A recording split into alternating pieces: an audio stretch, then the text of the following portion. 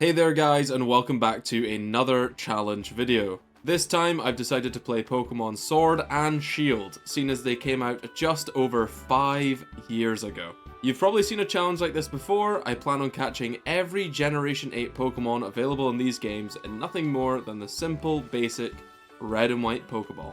The plan is to construct an in-game living dex from Grookey all the way to Calyrex, all caught right here in Sword and Shield.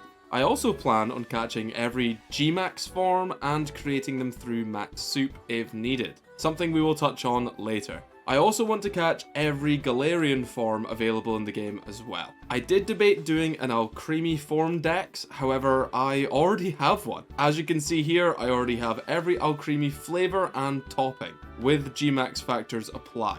I even have a shiny variant for each topping, seen as though they don't really change like the swirl type, they just are the same color with different sweets. That entire Alcremie dex was part of a video I planned to put out back in 2020, but I never got around to posting it. And I kinda lost all the recordings. I'm not that upset about it. I'm pretty upset about it. Anyways, without further ado, sit back, grab some snacks, and enjoy. I decided to start this journey on Pokemon Shield, my preferred copy of the game and the one I played at launch. Things went normal to start with, met the national champion, got my starter Pokemon, annihilated Hop with it, ventured into the dangerous forest, fought a ghost dog, regular Tuesday night activities really, lost the fight against the ghost dog, met the professor, dominated Hop again, got sponsored by the champion, found 2 B-Tech Mega Stones, and then turned those B-Tech Mega Stones into 2 B-Tech Mega Bracelets. Then, finally, after talking to my mum one last time, I'll never visit home ever again, I strutted off into the wild to catch some Pokemon. However, before we did that, I should mention a few other rules I have imposed on myself for this challenge, since it didn't seem hard enough. First, every Pokemon I catch or choose to catch in Generation 8 or otherwise must be in a regular Pokeball. Rule number 2, in my first playthrough, being this one in Shield, I can only use Generation 8 Pokemon in my battle team. And a third rule, I must take on the story in chronological order for this first playthrough. But apart from that, that's it. Anything else goes. Once I've finished my first playthrough, I'm able to use any means necessary to catch and collect the remaining Pokemon I need. Anyways, in the first 2 routes, I caught 3 Rookidee, 2 Squovet, 2 Wooloo, 2 Yamper, 2 Nickit, 2 Tootle, and 3 Blipbug, bringing our dex grand total before leaving the starting area to a whopping 8 Pokemon. I just need to kind of evolve them as we go, and we'll be golden, but as it stands, it's not a great start. Anyway, after dashing through to Motostock, we arrived, got our kit number, battled some weirdos, and made our way out onto the stadium floor. It's at times like this that I really enjoy playing Sword and Shield. They just feel so grand.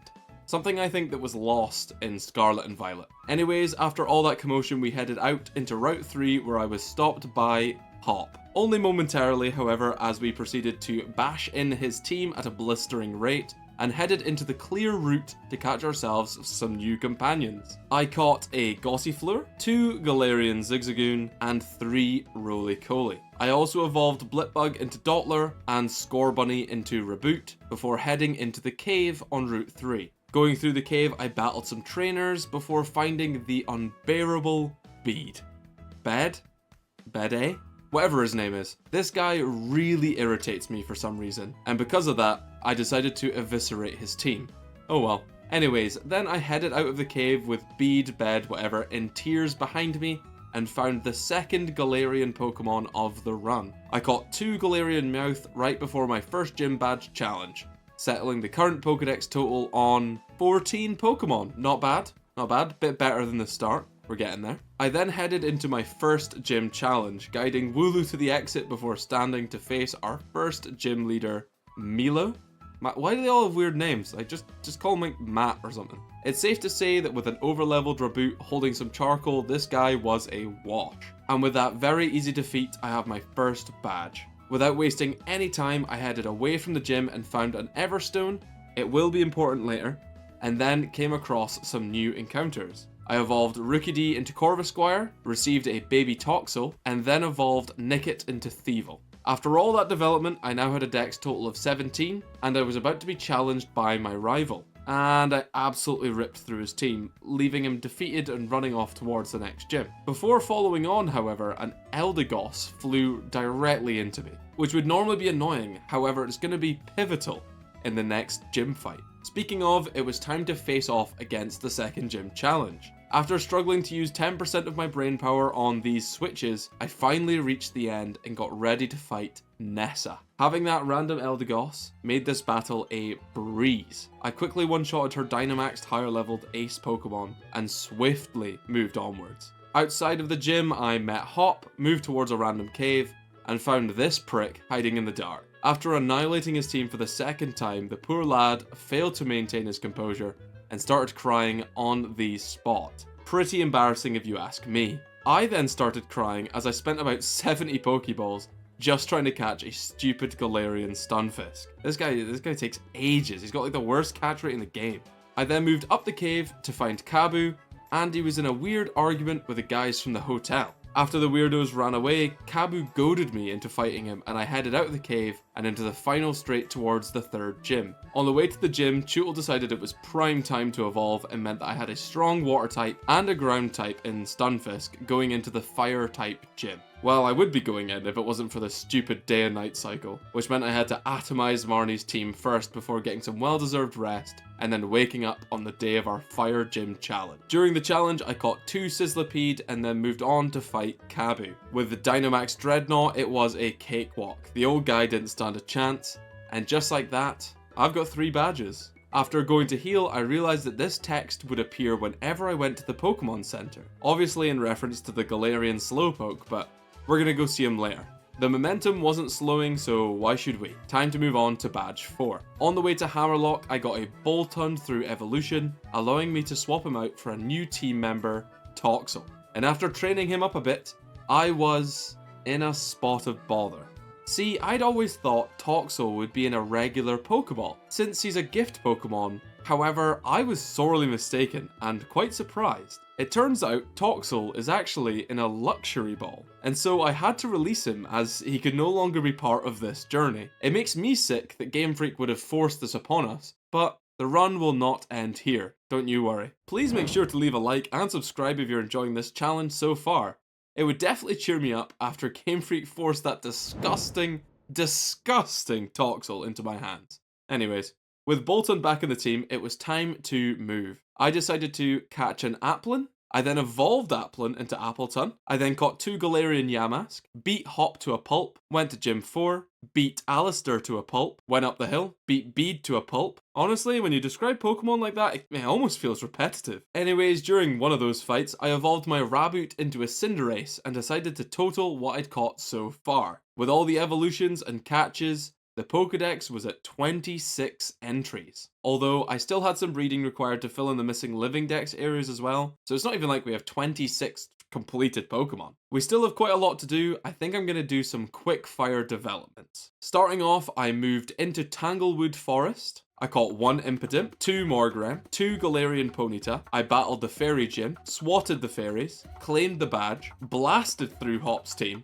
struggled to catch a Phalanx, moved up north, caught 2 Snom, faced off against the Snow Gym, iced her team, pun intended, had some dinner, smacked Hop around again, evolved Corvisquire into Corviknight, headed to the 7th gym, evolved Ponyta into Rapidash, upgraded the Rotom bike, caught a Grapploct, caught a Clobbopus in the wrong order there, arrived at Spikemouth, mauled Marnie's team, took on the 7th gym trial, put down Piers' team, ran to the final gym, took on the 8th gym trial, ruined Raihan's team, and claimed the final badge. And that, my friends, was some quick fire development. I decided that before taking on the finale to do some leveling, and caught a Galarian Mr. Mime and a Greedent for the dex, replacing some of the earlier catches. I then headed for Winden for my final challenges in the main story. After joining up with my rivals for the semi-finals, I massacred Marnie's team, then humiliated Hop's team. After all of that, I had to take on a weirdo with sunglasses a couple times, before heading up Rose Tower to obliterate Olena's team. I hope you're appreciating the alliteration there, by the way. Then, the lightest day was upon me. Time to become the champion, baby. But before I could become the champion, this curly-haired weirdo annoyed me for the last time. So I tore tore his team to shreds in front of my thousands of adoring fans. After that, I KO'd 2 other gym leaders with pretty low difficulty, I'm gonna be honest. These games aren't very difficult. And then it was time to face Leon to become the... Oh yeah, I can't do that until after all this Darkest Day stuff. Really kind of ruining my momentum there, I guess. Anyway, it was time to catch an ugly Skyhand. And after heading all the way up and facing off against it, I knew just the ball to use. The fact that we can't G-Max Eternatus into this form is criminal. Anyway, I added him to my collection and I only had 1 battle left before the credits rolled. Time to become the champion, for real this time. Before Leon could even comprehend what was happening, he was already down to just Charizard. It was no match though, as a swift kick from Cinderace ended his reign.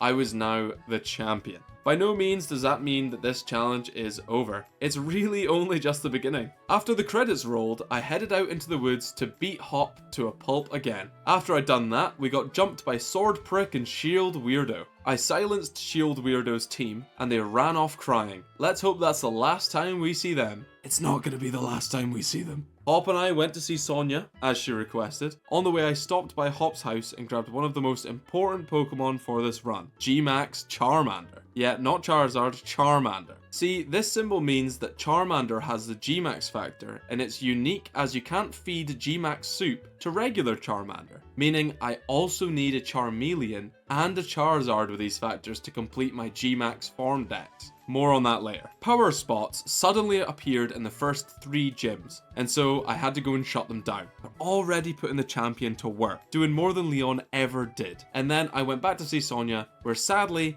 we ran into Jedward again. This time, Hop and me dealt with a pair absolutely pulverizing their teams. Then I had to deal with some local disturbances, pretty easy really, barely an inconvenience. And then I headed to the final battle against one of the weird guys down in the basement. In front of all of his fans, I wasted his entire team, leaving him begging for mercy while I went up the lift to face his pathetic other brother. After some animal control, Zamazenta was ready to be encountered. And this is the part I was kind of dreading, but it only took me around 10 Pokeballs for this guy to become mine. And with Zamazenta in my team, I had one last final battle against my rival ahead of me. I watched Hop partake in this challenge as well, gaining my utmost respect for catching Zacian in a regular Pokeball. And then we battled. My rival, for the first time, put up an actual fight against my team. I'm gonna be honest, I don't think I was ready for this fight. I didn't lose, but it was difficult. Although in the end, he was no match for me, as I'm now the champion royalty. The titles all kind of blur together at the end.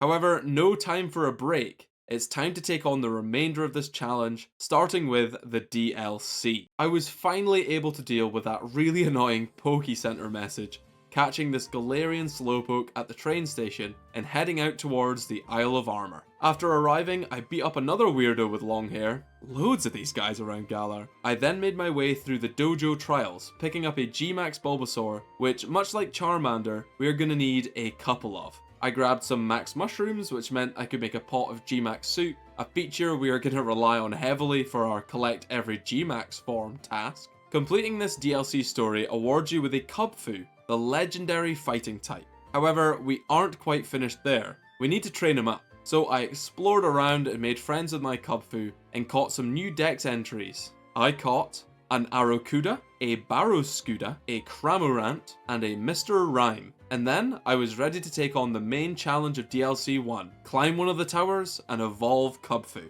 I chose the water tower as I have the dark tower already finished on another save file we can use later, and after demolishing the first 4 floors with my Kubfu, I faced Mustard, absolutely ruining his Kubfu first time. Did you expect anything less? And got access to the Water Scroll. After that, I evolved Kubfu into the water form Urshifu. I think it's Rapid Strike, I can't really remember the name of it. But the Isle of Armor DLC wasn't quite over yet. We then had a side quest with Hop where we found the max honey needed to make Urshifu into G-Max Urshifu. However, I didn't want to do that just yet. So after finding out there's only one challenge left in this DLC, it was time to finish it. It was time to take on Mustard in a one-on-one battle. It's time to beat down another old man. And just like that, I'm now the champion, royalty, and the dojo master? I guess. What's next? I set off towards the Crown Tundra, beating another old guy as I arrived fresh off the train. They really need to stop putting old guys in my way. Kabu, Mustard, and then this weirdo.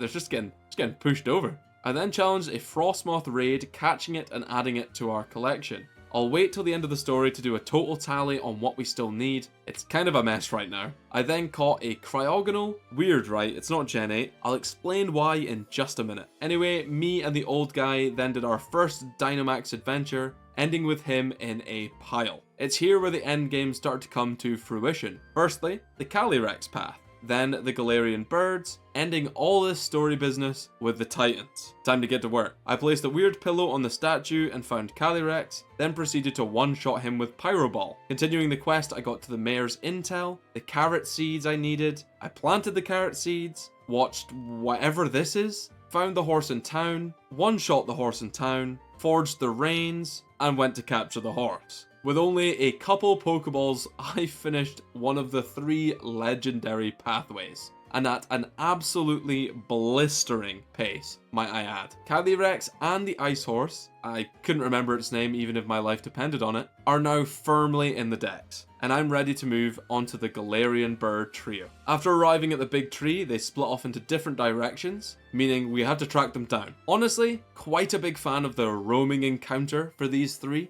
Brings me back to the older games. I decided to start with Galarian Articuno in the Crown Tundra, quickly capturing it in around 10 Pokeballs, much like Calyrex. After that, we had to hunt down my least favourite of the Galarian birds, Zapdos. I think the design is good, I just wish they didn't make it a flying type. It doesn't really make sense, it's a Roadrunner. After a few resets of chasing this thing down, I finally grabbed his attention and got to work throwing balls. After a good few, he was mine. Only one left to go. This is a pretty straightforward storyline. The final bird I needed is in the Isle of Armor, and unlike Zapdos, I think they nailed this thing's design and typing. Top 10 Pokemon in my opinion. And with another long capture, we finally have this guy in the decks, marking the end to our second legendary pathway. The final pathway is interesting. See, there's only one real exclusive Pokemon I need left in this game, but I have to catch the entire original Reggie trio in order to get it. What kind of balls am I going to use for them? You guessed it. It's Pokeballs only, baby. So after whistling to catch Registeel, using that Everstone I said would be important earlier in the video to catch Regirock, and then using that Cryogonal I also said would be important later to catch Regice, we were at the final legendary challenge. Time to get Regidrago. After multiple resets and hundreds of Pokeballs, this finally happened. We had finished all of the story and reached our final dex total of, yeah, I actually didn't write it down, but I have an update to give you anyway. A few weeks ago, I went on holiday to Bali, and I brought my Switch Lite with me for the 19-hour flight there and the 19-hour flight back, and decided to do an advanced run of Pokemon Sword. The following clips, I'm gonna keep them short, were all recorded using the Switch's in-house recording feature, something I had never used until this day, and I remain surprised by the quality of these videos. Another round of quickfire progression. Let's go. Sprinting through the game, I chose Grookey as a starter, went to the Crown Tundra, caught Suicune, Galarian Weezing, and Salazzle, proceeded to dominate each gym leader, experienced the different version exclusive gyms, battled my way through to the champion, beat Eternatus again, and then completed the story by absolutely dog-walking Leon. Also, while messing around after ruining Leon's career for the second time, I went and collected another G-Max Charmander and completed some raids and got myself a G-Max Lapras and a G-Max Centiskorch, which was lucky, as these raids online have a tendency to, well, not like getting caught. It also became apparent that this task on other save files would take far longer than I originally anticipated. See, I want to complete the Gen 8 Living Form Dex, a G-Max Form Dex, and the Galarian Pokédex, all in Pokeballs. This meant some Pokemon may have to be collected once per save file. For example, I want a Kubfu and also its evolutions, so I need 3 Kubfu because there's 2 different types of Urshifu. However, I also want 2 Urshifu with a G-Max factor, and I don't want to double up, so I need 4 more Kubfu.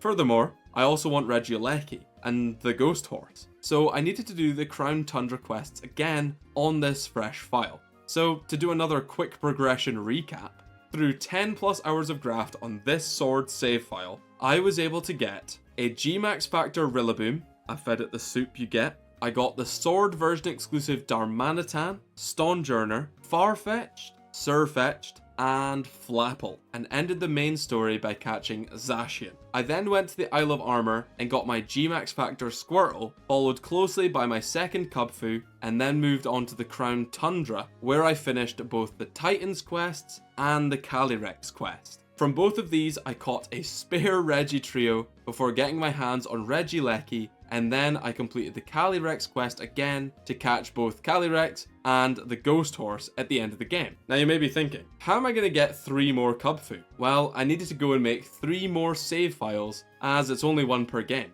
It is pretty easy to get them, thankfully, just a case of restarting my save file a couple times on a fresh account. I had to do this 3 times. I collected a Sobble, headed to the max lair, got level 70 Suicune, and then beat Avery into submission until the 3 remaining Cubfu and the spare Gmax Squirtle and Gmax Bulbasaur were mine. See, I wanted spares of Bulbasaur and Squirtle as they can have the Gmax factors like Charmander, unlike other pre-evolutions, so I need them for my living dex of Gmax factor Mons. Again, you'll see when I evolve everything later. Also, because I restarted the campaign 3 times, I get 3 chances to max soup some Pokemon. I chose to give the soup to an Inteleon and a Cinderace, which were new starters I received and evolved using the candy from the max dens. I then decided to catch an unorthodox Pokemon. I caught a female Pikachu. A female Pikachu can have max soup, however I don't think its form looks any different from male Pikachu, even though its tail should be a little bit different. This is something that I genuinely didn't realize I had, and then it hit me.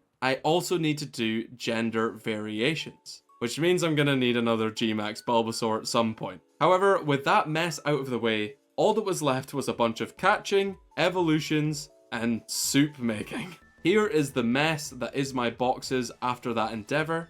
And now, onto another round of quick fire progression now that the whole region and 2 games has opened up to me. I decided to catch, in no particular order, 2 Silicobra, 2 Sinistea, evolved Sizzlipede into Centiskorch, caught a Copperajah, a Dragapult. I then evolved Morgrem into Grimmsnarl. I captured an Ice-Q, a Berserker, a Morpeko. I evolved Sobble into Drizzle. I caught a couple Toxel. I caught a Ditto. I'm going to trade in a foreign one later. I evolved Silicobra into Sandaconda. Caught a Hatterene. I caught a Sylveon to breed down for EVs. It will be important later. I then evolved Rookidee into Corvisquire. I caught a Hattrem. I evolved Blipbug into Dottler. I caught Female Indeedee. I evolved Roly-Poly into Carkol. Zigzagoon into Lanoon. I caught 2 Galarian Corsola. Evolved Wooloo into Dubwool. Went looking for Pincurchin. And then this happened.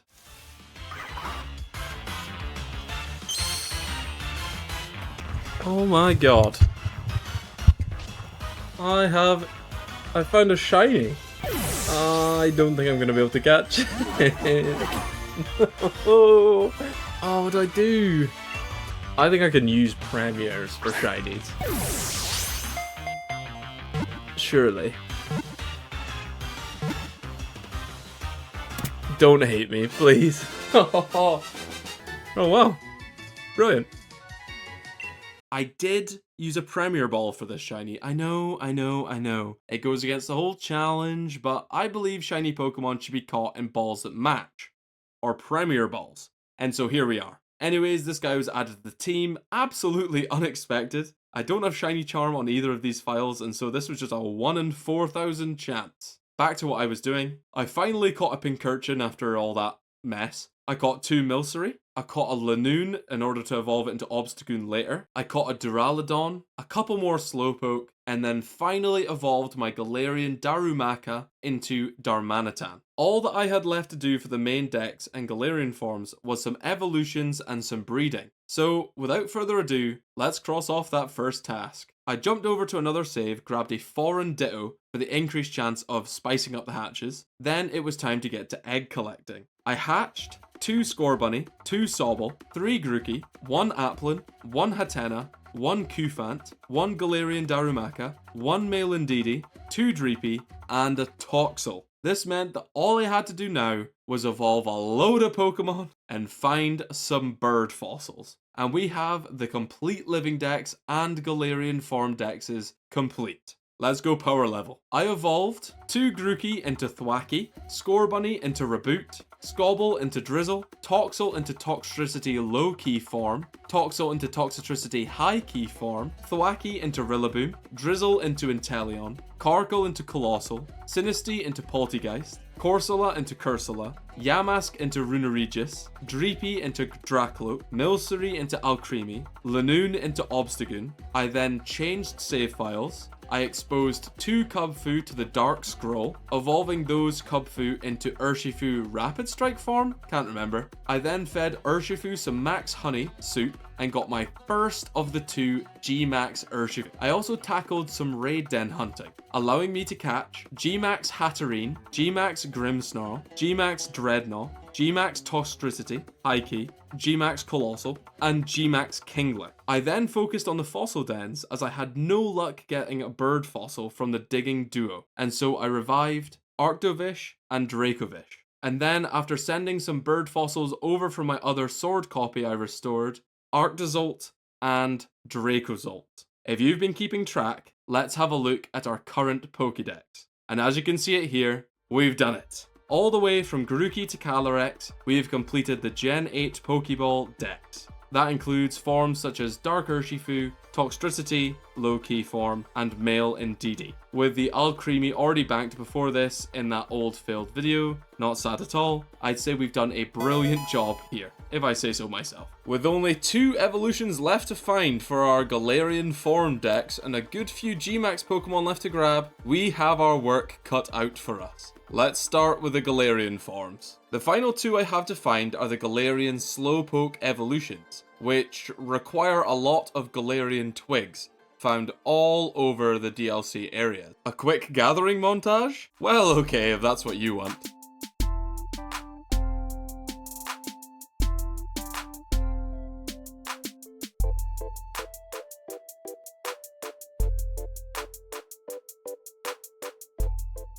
I then evolved Galarian Slowpoke into the Galarian variants of Slowbro, and then also into Slowking. And again, if you've been keeping count, just like that, we have crossed off 2 out of 3 of our tasks. We have finished both the regular Galar Living Dex and the Galarian variants Living Dex, both caught only using Pokeballs. But now, just the arguably hardest challenge left, G-Max hunting. So I went back to den hunting, and through over 100 raids, I caught G-Max Venusaur, G-Max Blastoise, G-Max Charizard, G-Max Sandaconda, G-Max Corviknight, G-Max Gengar, G-Max Copperaja, beginning to think I shouldn't be saying G-Max at the start, G-Max Orbeetle, G-Max Garbodor, G-Max Darulodon, G-Max Butterfree, G-Max Appleton, G-Max Snorlax, G-Max Toxtricity, the low-key form, G-Max Alcremie, I did want at least one of these guys for my decks, G-Max Flapple,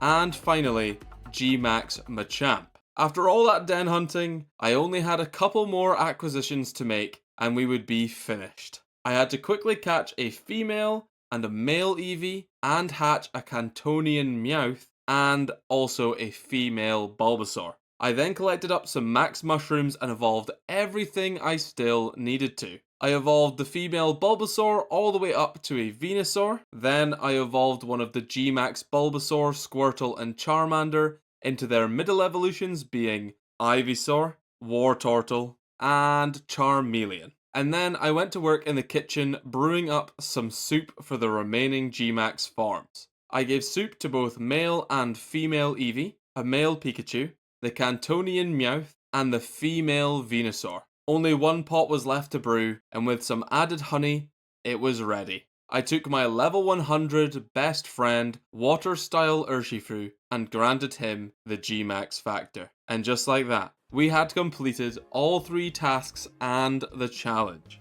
As you can see here, we now have the full Sword and Shield Gen 8 Living Dex, all in Pokeballs. The full Galarian form Living Dex, all in Pokeballs. And finally, something I have always wanted to do. We have collected every Gmax form in their living dex order in nothing but regular Pokeballs. I also added, as you probably saw, my Zarude and Melmetal both in Cherish Balls. The Melmetal has a Gmax factor. Both of them are unfortunately event exclusive, and therefore you can't really catch them in different balls, but they're needed in this order inside of my living dex inside of Pokemon Home. My plan is to one day have every Pokemon ever created in dex order, just in regular Pokeballs. It was kind of a fun challenge. Now, after all those evolutions, finding Gmaxes and collating the form decks, I have here my fully completed Gen 8 Pokeball challenge. But, in the words of Johnstone, how'd I do? Well, across my main shield save, we had 23 hours and 6 minutes. The secondary sword save had 14 hours and 48 minutes. And the 3 mini saves to get Kung-Fu totaled around 2.5 hours each. As for the den hunting, I couldn't get an exact read on den skipping, joining, which ones I actually failed, which ones I actually caught. However, because of the recordings, I did over 12 hours of den hunting just at the end of this challenge alone, and over the course of this entire thing, I guessed that I hit around 90 different dens just because of the amount these guys jump out. So with all that in mind, I completed this challenge in around 57 hours and 24 minutes of in-game time. This total could definitely be beaten, and so I challenge you to complete this challenge and let me know in the comments how long it took you. I'm really interested in taking on this challenge in another game, maybe Scarlet and Violet. I do have a fun video planned, hopefully coming out soon, so keep an eye out for that. But that's all I've got for you. I've taken up enough of your time today. Thank you so much for watching. Please leave a like and subscribe if you enjoyed. I hope you all have a wonderful day.